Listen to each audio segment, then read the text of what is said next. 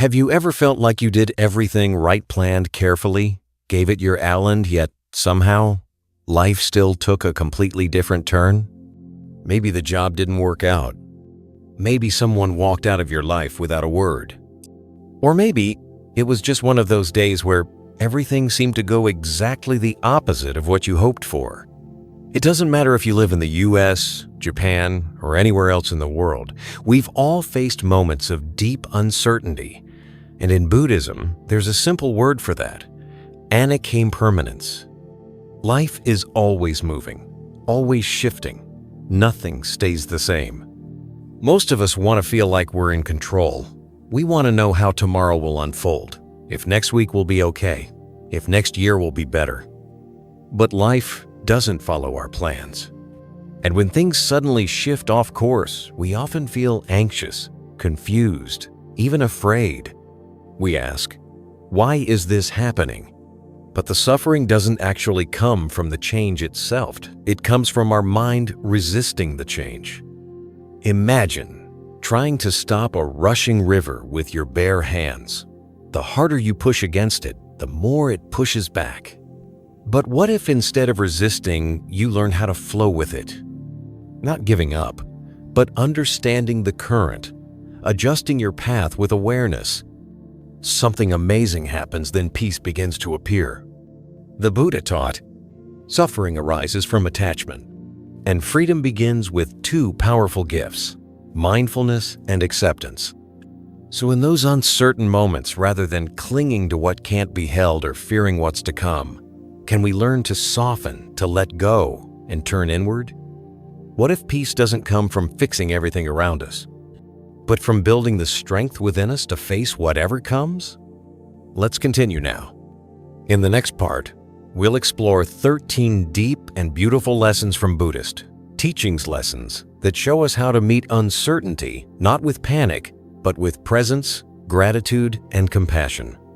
1. Mindfulness brings us back to the present moment. There's something most people don't realize, not until they start to feel worn out inside. It's this: the human mind is great at wandering away from the now. Even when we're sitting still, the body's here, but the mind, it's off somewhere else, worrying about something that hasn't happened, regretting something that already passed, caught up in a plan we haven't finished. So we live in today, but mentally, we're trapped in yesterday or haunted by the weight of tomorrow. In Buddhism, there's a simple yet profound practice called mindfulness. It's not mysterious. You don't need to run off to a mountain or sit in silence for 10 days. Mindfulness simply means coming back to now, to this moment without judgment, without escape. Try something small. Just sit down. Take a deep breath. Feel the air enter your body, cool, calming. And as you breathe out, imagine letting go of the heaviness in your chest. That's it. You've already started coming home to yourself. It may not sound magical, but it's powerful. Because when your mind returns to your body and awareness returns to the now, that's the gateway to inner peace. I remember one time during a meditation retreat in the Western US, a middle-aged man quietly sat in the corner of the meditation hall. His face didn't show much emotion, but his eyes carried a deep sadness. After practice, he opened up. He had just lost his partner of many years. She passed so quickly, he said. I thought I had more time to say thank you, to hold her just a little longer. But everything went by too fast. Now, I feel stuck in this constant loop of what ifs. That's so human, isn't it? Regret for what's gone, anxiety for what's to come. But from that pain, he began to practice gently. He didn't try to erase the loss. He just stayed with the breath, the morning sun, the birds outside his window. And through those ordinary moments, he said, I still feel the grief, but it doesn't drown me anymore. Mindfulness doesn't take away the pain, but it allows us to be with the pain without being crushed by it. It's like a soft light. It doesn't erase the darkness all at once, but it lets you see yourself more clearly. The Buddha once said, "There is only one moment when you can truly live, and that moment is now." Our minds love to say, "I'll be at peace when everything calms down, when all my problems are solved." But the truth is, peace isn't out there in the future. Peace lives in the moment you stop and take one full breath. In meditation, they say the breath is the anchor of the mind. When the storms of life rise, grief, change, uncertainty, it's your breath that can keep you from drifting away. I remember an elderly woman once shared in a mindfulness group, "I don't chase thoughts anymore. Each morning, I just make tea, feel the sunlight, and remember I've been given one more day, and that's enough." Mindfulness won't make life easier, but it will make each moment feel more sacred. Whether you're washing dishes, driving, folding laundry, if you do it with awareness, that's living meditation. And in those little moments of stillness, we start to hear our heart again. So if today your mind feels shaky and everything feels uncertain, just pause, breathe. Even one breath can be enough to begin. From that breath, the journey home to yourself begins. 2. We can't control what happens, but we can control how we respond. There are days when the wind changes without warning. No one tells you in advance. Plans get canceled. The call you were hoping for never comes. Someone walks away, no explanation, no goodbye. And suddenly, that sinking feeling hits you, like you're standing in the middle of a storm with nowhere to hide. Most of us have had days like that. Life, like the weather, doesn't wait for us to be ready. The wind blows, seasons change, and most of the time, we can't control any of it. But there's something the Buddha taught that is both simple and profound. It's not the situation that causes our suffering, but our reaction to it. It can take years, sometimes decades, for people to realize that. We spend so much energy trying to control everything around us, trying to make others behave the way we expect, trying to force things to go according to plan. But eventually, there comes a moment when we realize the only thing we truly have control over is ourselves. There was a woman who once shared during a weekend retreat in California. She was a single mother, raising 2 young kids after her husband passed away in a tragic accident. She said, "I used to be so angry at life. I asked, why did this happen to me? I tried to control everything, my kids' emotions, my strength, every detail of the day. But the more I tried, the more exhausted I felt, and the more disconnected I became from myself." Then one day she came across a simple line from the Buddha's teachings. "You cannot stop the wind, but you can learn to walk through it without falling." From that moment on, she stopped trying to make life easier, and instead began learning to respond differently to what life brings. Response, that's where freedom begins. It's the space between what happens and what we choose to do next. That space may be small, but it holds everything. It decides whether we fall into suffering or rise into peace. Think of rain. To someone in a rush, rain is annoying. To a child, rain is joy. The rain doesn't change, only our mind does. In daily life, this shows up in the smallest things. Someone says something hurtful.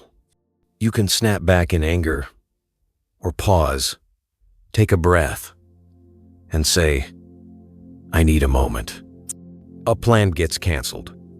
You can complain, or see it as a chance to rest, reflect, reset. The truth is, none of us are exempt from unexpected moments. But someone who lives mindfully sees those moments not as disasters, but as lessons, as mirrors reflecting our own mind. In the Anguttara Nikaya, the Buddha gave a powerful image. A wise person doesn't react immediately when insulted. They step back, observe, and choose a response that leads to peace. But the untrained mind? It's like dry wood touched by a spark bursting into flames the moment anything hits, choosing to be the wise one. Not because it makes us better than others, but because we're tired of being trapped in the same old cycle of pain. Because deep down, we realize the real enemy isn't out there. It's the way our own mind burns itself over and over again. An old teacher up north once said, "When the wind rises, most birds seek shelter, but there's one bird that learns to fly in the wind, the eagle." Each of us has that same potential, the power to choose our response, not to control life, but to stop life from controlling our mind. So when the next storm shows up in your life, can you pause for just a second? Notice that first wave of emotion and ask yourself, do I really want to follow this feeling? Or is it time to let it go?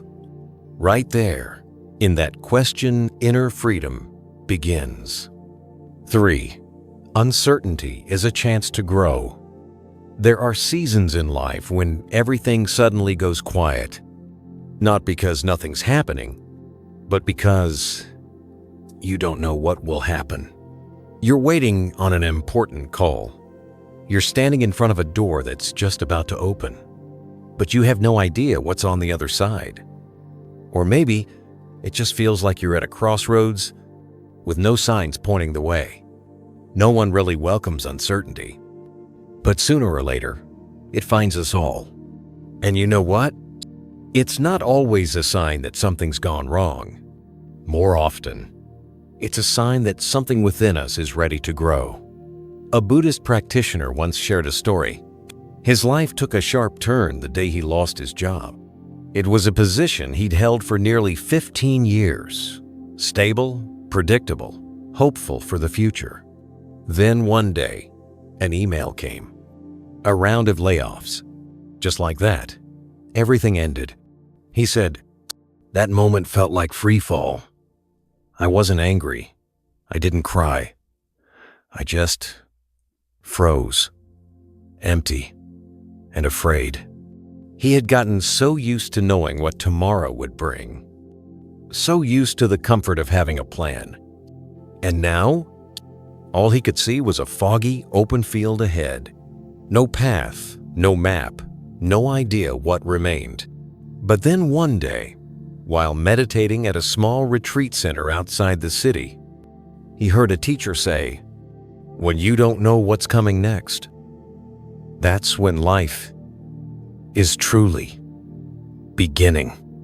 At first, he didn't understand, but day by day, the sentence stayed with him, sinking into his breath, into his bones, because it's true. Uncertainty forces us to pause, to look inward, to release what we can no longer hold on to. And through that process, we learn not just how to walk without knowing the destination. We learn something deeper, how to trust ourselves, how to accept that this fragile, ever-changing life is full of moments waiting to be discovered. In the Anguttara Nikaya, the Buddha taught, "From darkness, the wise go toward light.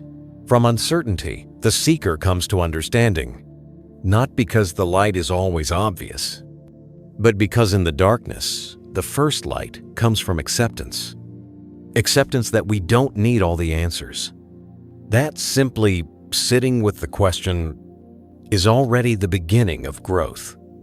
Uncertainty teaches us what safety never could.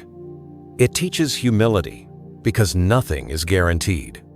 It teaches listenings instead of always trying to control. It teaches us to let go of illusion and touch the tender truth of being human. An older woman once shared at a meditation center, All my life I made plans. I ran the house, kept things in order.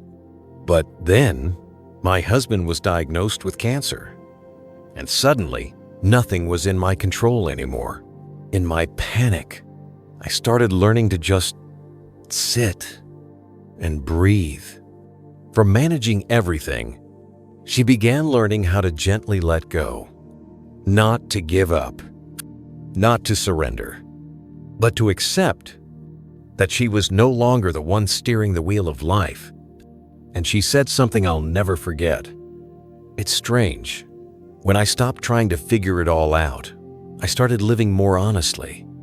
I felt closer to the people I love. I became more grateful just to wake up to another day. That is the gift of uncertainty, but only if we're awake enough to receive it. Because if life always followed the plan, always went how we expected, we might never find out who we really are. When everything falls apart, it's in the darker days that we learn how to light a candle inside. So if you're walking through a season of not knowing, if things feel foggy, unsteady, directionless, please remember, this is not a sign of failure. This is a sacred moment of transformation. And maybe, just maybe, you're growing, quietly, but more deeply than ever before. 4. Gratitude soothes anxiety. There are some mornings when the first light slips quietly through the window, when the birdsong floats in as soft as a breath, and the air still carries a trace of mist. And in that stillness, you realize you're alive. Not in the "I have so much to do" kind of way, not in the "my mind is racing with a million worries" kind of way, but in a present, awake, deeply felt way. These moments, small, easy to miss, carry a quiet kind of healing, and that healing has a name: gratitude. In a world where people are constantly chasing something big, a better job, a long vacation, a major achievement, gratitude teaches us to pause and notice the small, precious things that were always there. You don't have to wait for life to be perfect to feel grateful. You don't need everything to go right to feel life is worth living.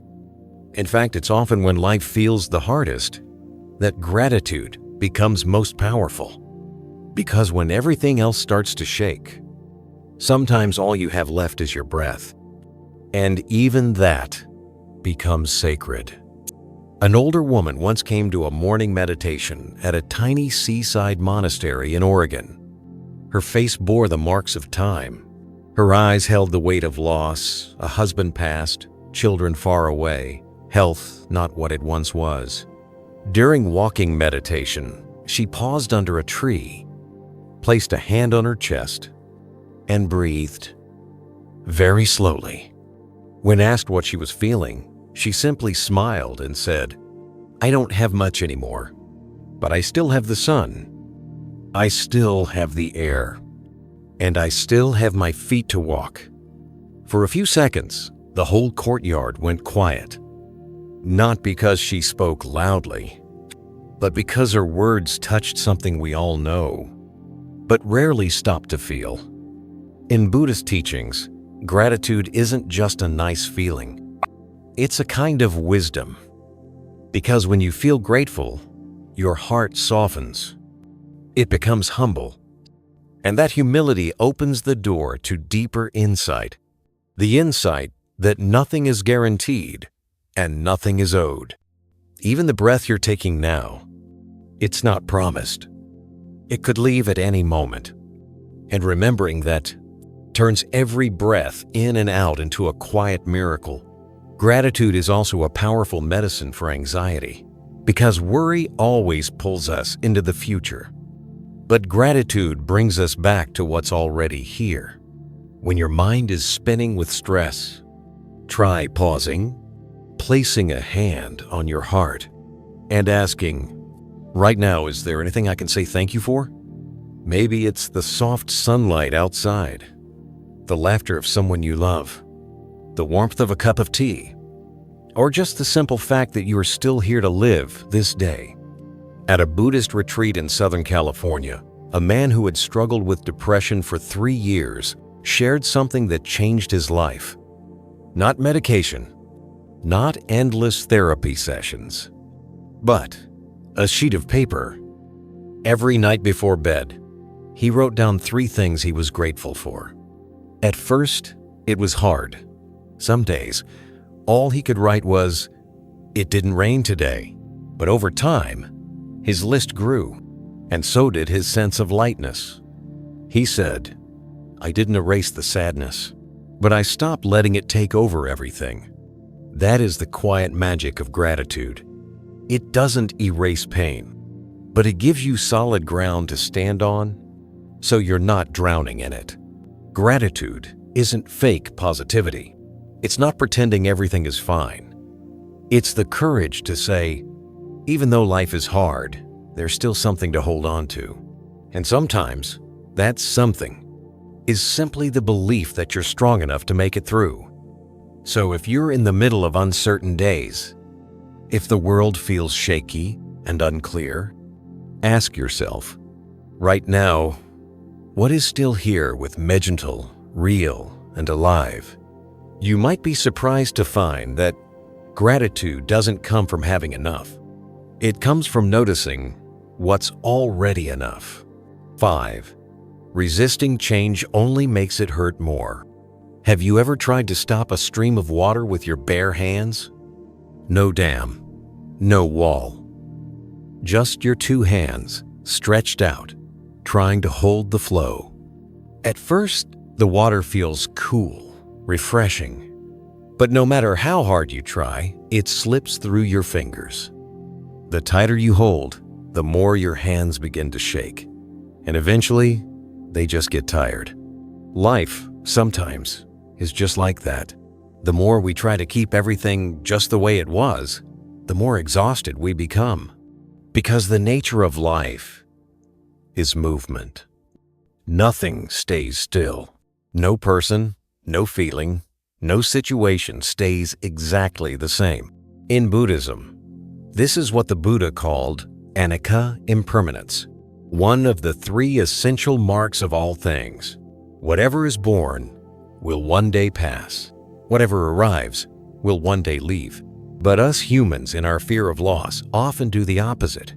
We cling. We try to control. We try to freeze things in a state that feels safe. There was a man who once came to our monastery after a long and painful divorce that had dragged on for almost 2 years. He couldn't understand why the marriage he fought so hard to save still ended. "I did everything," he said. "I compromised. I changed. I prayed. But in the end, she still left." His eyes drifted into the distance, and after a long pause, he added quietly, "I still haven't accepted it. I keep thinking, if I had just done better, maybe." That unfinished sentence, it's not just his. It's something many of us have carried. That part of us that doesn't want to let go, that refuses to accept change. But what he and so many others eventually realized is this: fighting change doesn't stop it from happening. It just makes it hurt more when it does. A wise monk once said, "It's not the wind that knocks you over. It's standing too stiff when it blows. Bow your head, and no wind can touch you." Letting go isn't failure. Letting go is the first step to flowing with life, not against it. It's learning to stop bracing yourself against the inevitable. It's having the courage to say, "That's enough." Letting go doesn't mean giving up. It doesn't mean quitting. It means recognizing your limits and trusting the natural current to carry you forward. When winter comes, the tree doesn't cling to its leaves. It lets them fall. It lets the wind take them. And then, in spring, new buds quietly bloom without force, without control. Change may take away what's familiar, but if we stop resisting, it can also give us something new. One woman shared her story during a retreat. She had lost her job, lost her sense of direction, and spiraled into depression. She said, "I kept thinking I had to go back to the old me, rebuild the same career, be who I used to be. But the more I tried, the more it hurt. Only when I stopped demanding myself to be who I was, did I finally see other parts of me that I had never allowed to exist." Today, she works as a gardener. She lives simply. She doesn't talk much. But her eyes light up when she speaks about seeds and moist soil. Yes, change took something from her, but it also gave her a life she never knew she could love. Sometimes, the very first step in healing is just to stop resisting.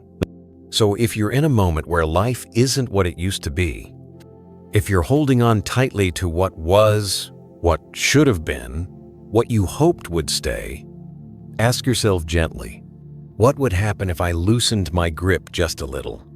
If I let the river of life keep flowing and learn to swim with it instead of against it? Maybe then you'll feel lighter. Not because life is suddenly easier, but because you're no longer fighting what was always meant to change. 6. Acceptance doesn't mean giving up. There's a word that often makes people uncomfortable the moment they hear it. The word acceptance. For many, acceptance feels like surrender, like admitting defeat, saying, "I lost," or "I can't do anything about this." And so they resist it. Because who wants to be associated with giving up? But in Buddhist teachings, acceptance has nothing to do with giving up. It's not about being passive. It's not about folding your arms and watching life pass you by. True acceptance, in its deepest sense, is an act of courage. It's the strength to face reality head-on, to see things as they are without sugarcoating it with false hope and without painting it black with bitterness. It's like walking in the rain. You know it's raining. You're wet, but you stop asking, why is it raining? Not because it doesn't bother you, but because you've stopped wasting energy on resisting it. You begin looking for a way forward even while the rain is still falling. There was once a woman who visited a respected monk after being diagnosed with a terminal illness. Her voice trembled as she asked, "Master, do you think I should accept this?" The teacher didn't answer right away. He simply poured a cup of tea, set it in front of her, and said, "When tea spills from the cup, you can scream, get angry, or blame your shaky hands. But the tea is already spilled. The question isn't if you accept it, it's whether you do it now or later." Sometimes, acceptance means stopping at the right moment, not because you're giving up, but because continuing to resist only pulls you deeper into suffering. Because let's be honest, there are things in life that no amount of prayer, effort, or hope can change. And when those moments come, wisdom isn't about trying to undo them. It's about seeing clearly what is and responding with mindfulness.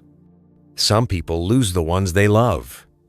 Some watch a long-held dream slip away. Others find themselves living in a body that no longer feels strong. But in the midst of those losses, some still live with clarity. Not because they don't hurt, but because they've stopped layering their pain with the thought, "This shouldn't have happened." They stop painting over reality with what could have been, and instead, sit with the simple truth, "This is what's happening now, and I will walk forward from here." In the Dhammapada, the Buddha taught, "The wise one sees suffering, but does not add to it." They know life is imperfect, yet the mind remains still. That's what acceptance really means. It's not about ignoring your emotions. It's not about forcing yourself to be strong right away. It's about allowing yourself to feel what's here, honestly. Let yourself be sad, but don't lose yourself inside the sadness. One meditation student once shared that during a personal financial crisis, he couldn't eat or sleep for weeks. His mind was filled with fear, frustration, and self-blame. But one morning, sitting in silence, the ceiling fan humming, sunlight spilling onto the floor, he whispered to himself, "This is what's happening. I don't have to fix it all right now. I just need to pause and breathe." That was the beginning of his healing. Not a dramatic comeback, but quiet, mindful steps grounded in truth. Because when we stop resisting what is, that's when we can finally act not out of panic, but out of clarity. Acceptance is the soil where peace takes root. From there, we can grow transformation, deepen understanding, and fully live the life in front of us, however it may look. So if you're facing something difficult right now, ask yourself, am I denying reality?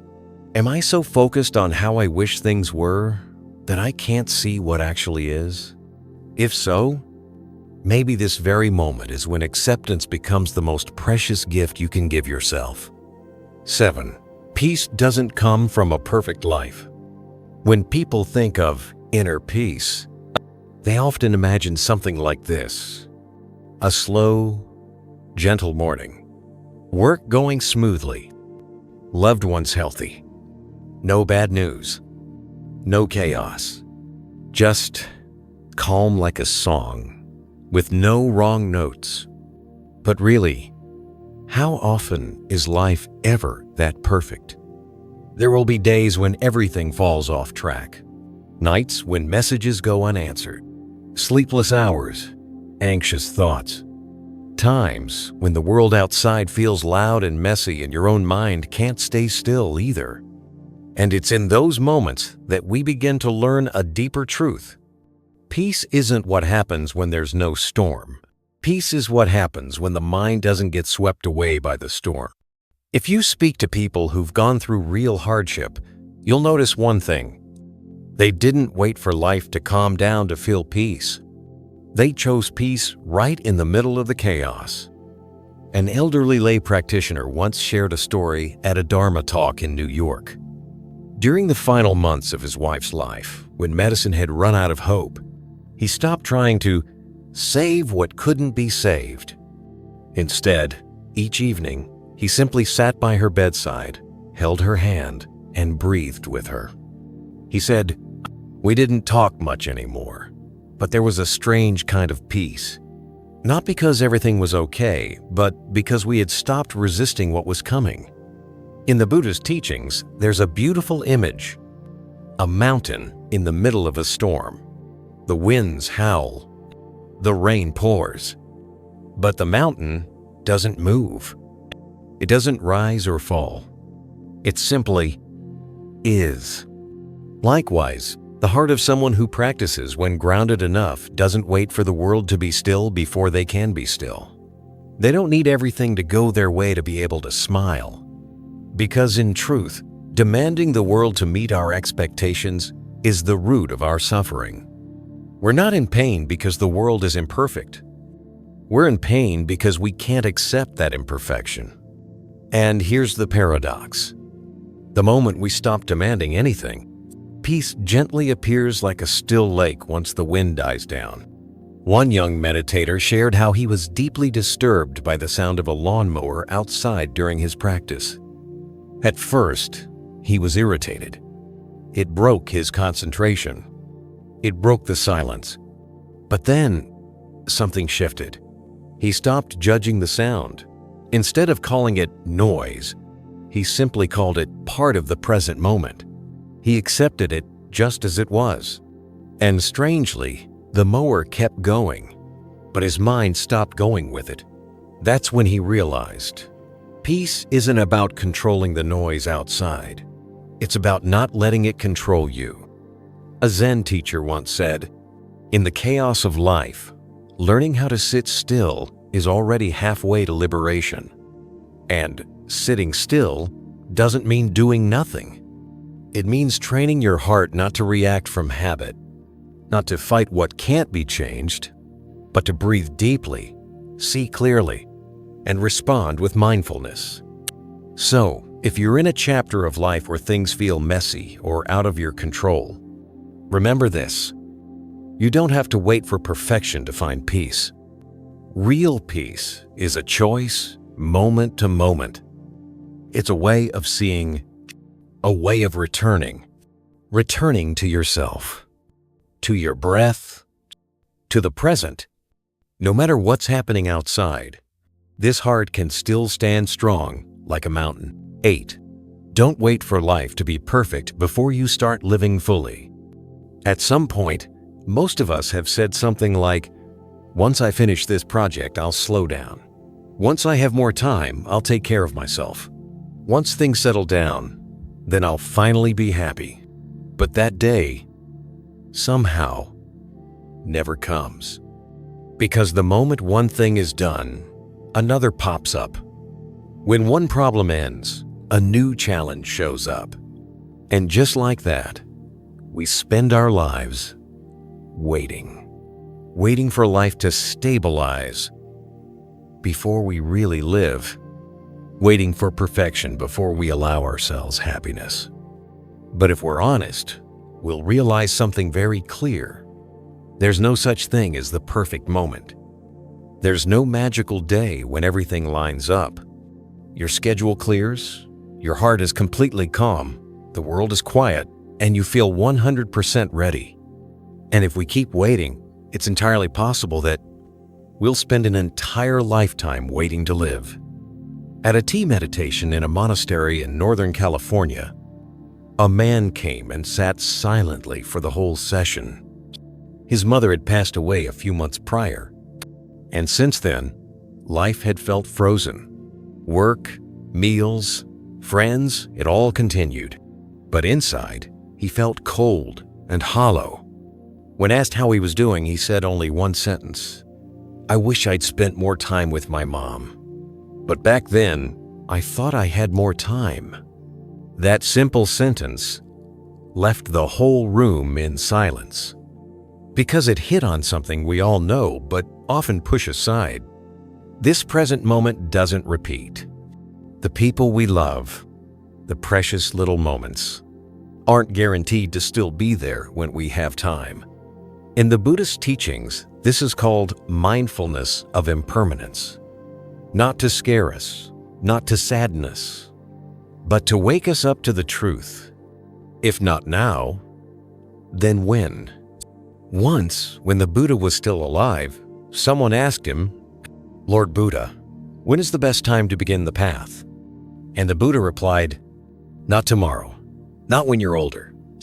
The best time is now. Now is the only real moment we have to live, to love, to be grateful, to let go. Tomorrow hasn't happened. Yesterday is already gone." Many people only realize this truth after a life-shaking event, an illness, an accident, a great loss. And only then do they see happiness isn't a place in the future. It's the ability to be fully here now. Right now, as you listen to these words, right now, while your heart is still beating and your breath still flowing. An older woman once shared after a retreat, "I spent nearly half my life waiting for everything to settle down, waiting for the house to be in order, waiting for the kids to be okay, waiting until I had more free time. And by the time I had the time, my legs weren't strong anymore. My mind wasn't as clear." Then she smiled gently and said, "So now I don't wait anymore. I drink tea when I feel like it. I write letters when I miss someone. And I thank life even if nothing new is happening, because I still have today." Happiness isn't a destination. It's how we walk the path. It's when your day isn't swallowed by, "Once I finish this," but gently awakened by the question, "Can I live a little more truthfully today? Can I love a little deeper today?" And sometimes, just one quiet moment, a slow breath, a look at the blue sky, that's already a beautiful beginning to happiness. So if you've been waiting for everything to be perfect before you truly start living, maybe now is the time to ask, Am I missing the life I already have while waiting for something else to happen? Because truth is, life only ever happens in one place, this moment. 9. Self-compassion is a vital part of the spiritual path. In the most uncertain times of our lives, there's one thing many people tend to forget. It's this: to be kind to yourself. Sounds simple, right? But the truth is, a lot of people go through most of their lives without ever truly showing compassion to themselves. Whenever things don't go as planned, the mind often turns inward with blame. I should have done better. Why am I so weak? Everyone else is handling life. Why can't I? And just like that, instead of finding comfort, the heart gets wounded all over again by our own words. But here's the truth. No one is strong all the time. No one can stand tall in every storm. Even the Buddha before awakening was once a man full of doubt, inner struggles, and uncertainty. And that's what makes him relatable. He didn't become enlightened because he was born perfect. He became enlightened because he walked through suffering and didn't abandon himself along the way. Self-compassion doesn't mean making excuses. It's not about being indulgent or ignoring our faults. It means recognizing you're human, just like everyone else. There was a woman who attended a meditation retreat in Oregon. For years, she had carried a quiet belief that she was not good enough. She had gone through a divorce, lost her job, and saw herself as a failure. She didn't expect much from the retreat. But during a loving-kindness session, when asked to send a wish to herself, she suddenly broke down in tears. It was the first time in years she had whispered to herself, "May I be at peace. May I forgive myself. May I be gentle with my wounds." Simple words, but they reached a part of her heart that had long been forgotten. In Buddhism, compassion isn't just for others. The Buddha taught, you can search the whole universe and not find anyone more deserving of your love and compassion than yourself. But it's easy to forget that, especially when we fail, when we're tired, when we feel like we've fallen short of our own expectations, we're often quick to forgive others, but incredibly harsh with ourselves. And that harshness, over time, it chips away at our confidence. It makes us afraid to try again, afraid to open up, afraid to believe we're still worthy of happiness. But when we begin to treat ourselves with compassion, something shifts. We stop living like we owe life a debt. We start living like someone on the path to healing. A meditation teacher once said, "A good practitioner isn't someone who never loses their way. It's someone who knows how to pause, return, and smile at their own mistakes, like you would smile at a child learning to walk." So, if you're in a place of confusion or self-doubt, try placing your hand on your chest and whisper to yourself, "Even if today isn't perfect, I'm still trying. Even if I've made mistakes, I deserve forgiveness. Even if I'm not there yet, I'm on my way." That's the first step of true practice. A deeply human step, a real honest one. Because the path isn't about becoming perfect. It's about becoming real with yourself and with life. And if you feel even a little lighter just from knowing, you don't need to be perfect to be worthy of love, then that right there is already a big step on the journey toward awakening. 10. Everyone is living with their own uncertainty. There's something we often forget when we step out of the house each morning. Everyone is carrying their own quiet worry. A question they haven't found the answer to. A wound that hasn't fully healed. A truth they haven't yet spoken. From the outside, the world looks normal. People go to work, drive their cars, buy coffee, laugh, and talk. But inside each person, there's a current flowing one we can't see. Their own uncertainty.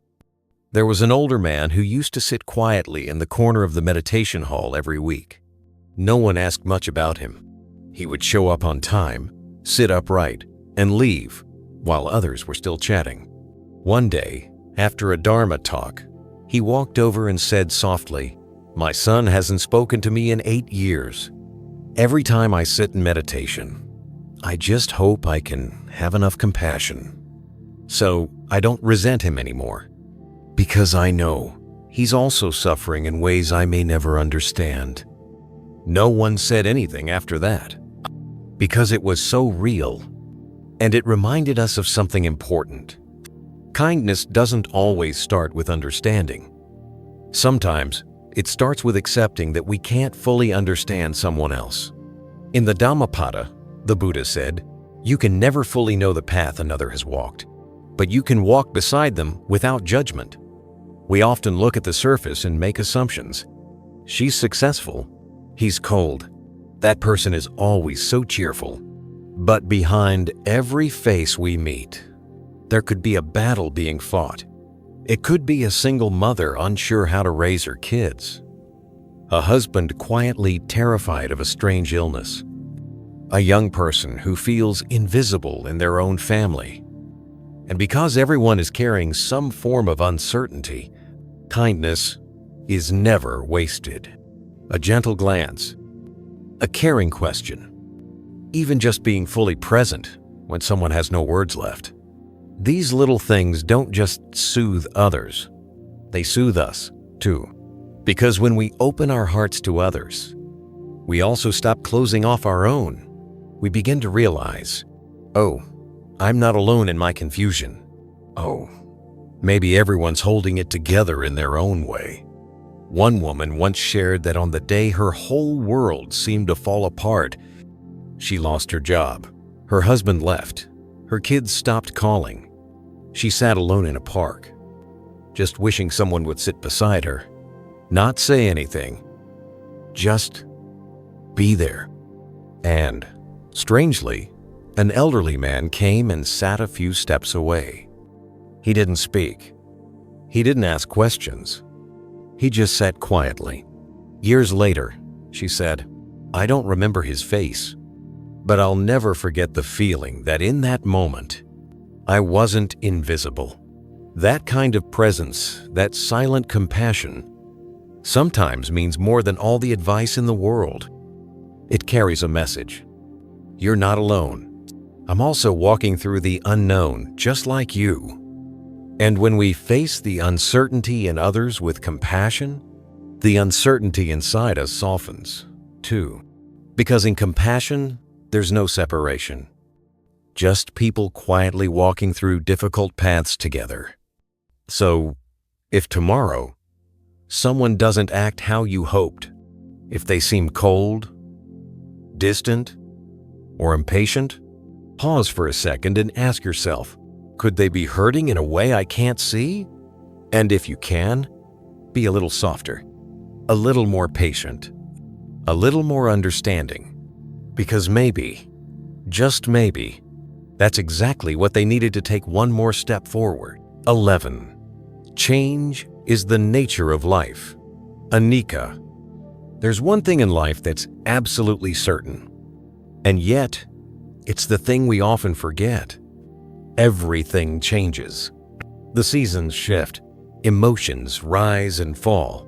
People we love eventually change, too. Moments pass. Nothing stays the same. In Buddhism, this is called anicca impermanence. It's one of the 3 core characteristics of all things. What begins will end. What comes together will eventually fall apart. It's not a warning. It's simply the deep, quiet truth of life. And yet, even when we know this, we're still often caught off guard when change happens. When someone we love leaves, when a steady job suddenly ends, when a once joyful relationship feels distant, we find ourselves asking, why me? But maybe it's not because life is unfair. Maybe it's just because life is being exactly what it is. A man once shared that after his mother passed away, he felt hollow, as if a part of his body had been cut away. At the funeral, People offered kind words. But what moved him most wasn't a speech. It was a quiet moment with an elderly monk who gently placed a hand on his shoulder and whispered, "You're hurting because you forgot that your mother, like everything, was only here for a time." At first, the words stung, but later, as the grief softened, he understood. It wasn't denying love. It was a reminder to love fully while we can, to not wait until something is gone to truly appreciate it, to stop assuming anyone or anything will be here forever. A Nikkei isn't meant to make us anxious. It's meant to wake us up, to help us live more honestly, love more deeply, and let go a little more gently. One meditation student shared that every morning he sits and looks at a flower in his backyard, a bloom that lasts only one single day. Just one, but in that day, it opens completely. No holding back, no regret. He said it moved him to tears, not out of sadness, but from a quiet realization. Life is fragile, but that doesn't make it meaningless. It makes it precious. The Buddha once said, "See life as a dream, not to deny it, but to stop clinging to it." When you understand impermanence, you're no longer shaken by gain or loss, praise or blame. Why? Because you see clearly everything is temporary. Things arrive and things leave, like waves on the shore, each one unique, each one fading. And in this constant movement, the only peace we can truly find is in our deep acceptance of life's flow, not resisting, not grasping, not forcing life into some perfect shape, but meeting each moment as if it's the last time you'll ever live it. And if you're in the middle of a big change right now, a loss, a rupture, something unexpected, please know this: you're not alone. We all walk through impermanence, and those who learn to walk gently with it will feel their hearts slowly grow lighter, not because the pain disappears, but because they know even this will pass. Like rain, like sunset, like a falling flower, like everything, it too shall pass. 12. The real strength is knowing how to turn inward. In the most uncertain moments of life, we often find ourselves looking for answers out there. A timely piece of advice, someone to tell us what to do, or even a sign from the universe to confirm we're on the right path. And that's all very human, because when things fall apart, all we really want is something solid to hold on to. But the more we search outside of ourselves, the more exhausted we become. Because here's the truth: no one understands us as deeply as we do. And sometimes the one thing we can count on isn't out there. It's within us, in the silence, in our breath, in the quiet space no one else can reach but us. Buddhism calls this inner awareness. It's the ability to pause, turn inward, and ask, what's really going on inside me right now? Is the fear I'm feeling actually real, or is it just a story my mind created? Do I need an escape, or just a quiet place to truly look within? One man once shared that during a period when everything in his life seemed to fall apart, his marriage ended, his job was gone, and his health was failing. He wandered from place to place looking for healing. Books, teachers, workshops, anything that claimed to have answers. But then, one day, sitting alone by the ocean, he stopped reading. He stopped searching. He just breathed. He didn't try to fix anything. He didn't force clarity. He simply sat with himself. And in that stillness, something unexpected came to him. Maybe I don't need to understand everything. Maybe I just need to be here, with myself, and stop running. When we turn inward, we're not chasing perfection. We're not trying to solve all the puzzles. We're simply learning to listen, to that quiet, honest voice inside. The Buddha said it clearly. Just as a person lights a torch to see the path ahead, let them first shine the light inward. One who does not return to their own heart, no matter how much they learn, will still remain lost. Real strength doesn't come from having all the answers. It comes from knowing when to pause, when to stay silent, when to stop chasing what isn't yours, when to sit still in the storm and ask, what inside me is still steady? A meditation teacher once said, in the face of everything uncertain, the most certain thing is your own breath. Because the breath is always here. It doesn't belong to anyone else. It doesn't depend on the news or the market or what people say. Just by coming back to the breath, you've already taken a step inward. One older woman shared after a retreat, I used to think peace meant having everything figured out. But now I see peace is when I stop running. When I sit down and finally touch myself without fear. And no, it doesn't happen overnight. Peace doesn't arrive the moment you sit down. But with every breath, every time you place your hand on your chest and exhale slowly, you come a little closer to yourself. That is the quiet power of the inner path. No noise, no declarations, just the ability to stay with yourself even when the world changes. So if your mind right now feels lost in a sea of uncertainty, try just for a moment not to search anymore. Just pause. Turn inward. You may not find all the answers in there, but you will find something more precious. Yourself. 13. Live like a lotus. In this life, there's a beautiful symbol that Buddhism speaks of time and time again. The lotus flower. It's not by chance that the lotus appears everywhere. In the scriptures, in meditation halls, in statues of the Buddha. Because the lotus isn't just a flower. It's a reminder that even in the mud, something pure can rise and bloom. The lotus doesn't choose to grow in clean water. It doesn't wait for perfect conditions. It rises from the muck, from what most people would rather avoid. Yet it doesn't carry the smell of the mud. It grows tall, pure, and unbothered. It doesn't resent where it came from. It doesn't deny that it once lived in the mud. And life is the same.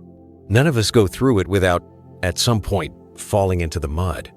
The mud of suffering, the mud of heartbreak, the mud of loss, betrayal, illness, anxiety, and uncertainty. But what matters isn't that we were in the mud. What matters is, can we learn to bloom from it? A woman once shared that for 10 years after her divorce, she viewed her life as a string of broken pieces. She tried so hard to prove she was okay, hid her sadness, forced herself to appear strong. But one day, when she brought her child to a mindfulness class at a local temple, she heard the monk say, "The lotus doesn't wait for clean water to rise." The mud isn't a mistake. The mud is the mother that helps the lotus bloom. From that day forward, she began to change. Not her circumstances, but the way she saw herself. She stopped blaming herself for her pain. She stopped feeling ashamed of her vulnerability. She realized those very things are what deepen her compassion. In Buddhist teachings, the lotus symbolizes the 3 core elements that help us rise from the mud of life: mindfulness, wisdom, and compassion. Mindfulness to keep us grounded when life feels chaotic. Wisdom to see the truth of impermanence and not cling too tightly to joy or sorrow. Compassion, the fragrance of our lotus, which doesn't just soothe us, but others who are wading through their own mud. An elderly Zen master from the American West once said, "Without the mud, there is no lotus. Without the wounds, we never truly learn kindness." It sounds simple, but it runs deep, because many people want the flower, but not the mud. They want the light, but not the dark. They want the peak, but not the climb through the valley. But the truth is, the deeper the lotus roots in the mud, the stronger and more resilient its petals become. So, if you're in a time of life that feels murky, if you feel stuck in things you can't quite accept, please remember, this is not where you'll stay forever. This is where you begin to rise. You don't have to bloom tomorrow. You don't need to have it all figured out. Just a bit of light from mindfulness. Just a bit of warmth from being gentle with yourself. And slowly, beauty will begin to emerge. Not the kind of beauty that's never known pain, but the kind that has walked through darkness and still chose to open. So live like a lotus. Not proud, but steady. Not perfect, but true. Not avoiding the mud, but not letting the mud define your fragrance. And now, after walking through these reflections on uncertainty, inner wounds, letting go, acceptance, and turning inward, maybe we begin to realize something. That life doesn't demand we understand it all. It only asks that we show up honestly with ourselves, with others, and with each fleeting moment we're still here. Uncertainty is not the enemy. It's the silent teacher, patiently guiding us to grow, teaching us to breathe through chaos, to love in the quiet, and to bloom in the very soil we once thought would bury us. And if you're on a path that still feels unclear, just remember, one small step in mindfulness, one soft light of compassion, one gentle reminder that you are not alone on this path. That's enough to keep going. Thank you for being here, fully present in every word shared. If these thoughts touched your heart in some way, please like this video, share it with someone who might need a little peace, and leave a comment below, because your words may become the light someone else is searching for. And don't forget to subscribe to Buddhism Seeds so we can keep walking together on this path of understanding, compassion, mindfulness, and awakening. May you walk with peace, even when the road is uncertain. Because sometimes the light isn't waiting at the end of the path. It's shining right beneath your feet in every mindful step you take.